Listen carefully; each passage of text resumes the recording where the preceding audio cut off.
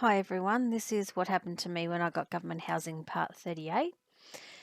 So in a previous video I mentioned that there was no photo of the Northcote police station on the internet, but I took one today which you can see here, although it was hard to take this shot from where I was standing. This is the police station in Northcote in Victoria, Australia, and that's a police station that I refer to in this series. So I'll just continue with my story.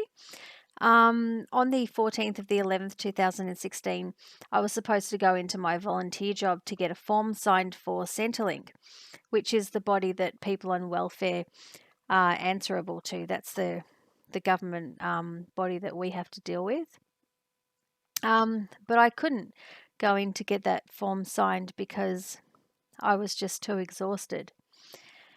I was now so tired and so worn down from everything that happened to me and everything that I was going through that I could no longer fulfill my daily tasks.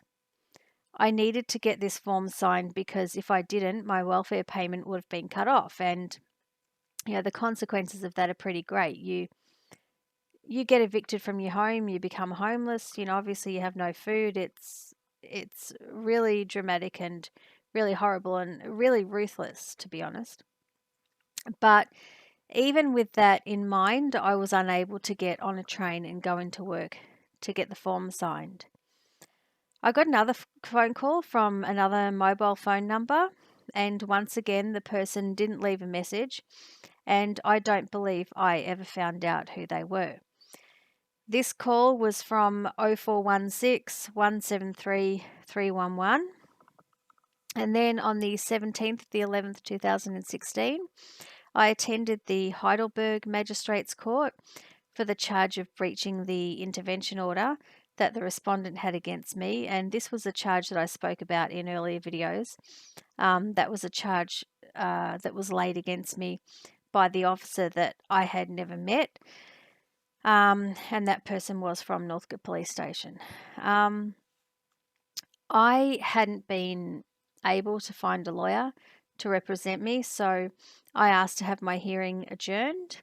I don't know why you would have thought that I would have given up at that stage, but maybe I was hoping, that I would find a lawyer. I'm not sure. I knew that there was no way that I could pay for one, but regardless, my new hearing date was now on the 21st of the 12th, 2016.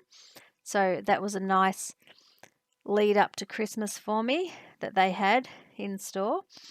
I believe that the duty failure of the police and the fact that they refused to take my statements against the respondent led to the circumstances in which I was charged. And following on from that, I believe that if the police had assisted me in a professional and neutral manner, I would never have walked towards a respondent on the day that I did, and I would therefore never have been charged, because basically I feel like on the day that I did walk towards him, I was basically delirious, like maybe with depression or maybe with like sheer and utter disbelief about the circumstances that I was in. But regardless, I was charged and I did have to attend court. In some ways, I felt like what was happening to me was a form of entrapment. And we know I'm not a lawyer and I can't expand on that, but I did want it to be said. After all, he wasn't charged for what he did to me, and this is my only chance to have my say. So I think it's good for people to consider that that idea. So that's all that I have for you today, because it is Christmas.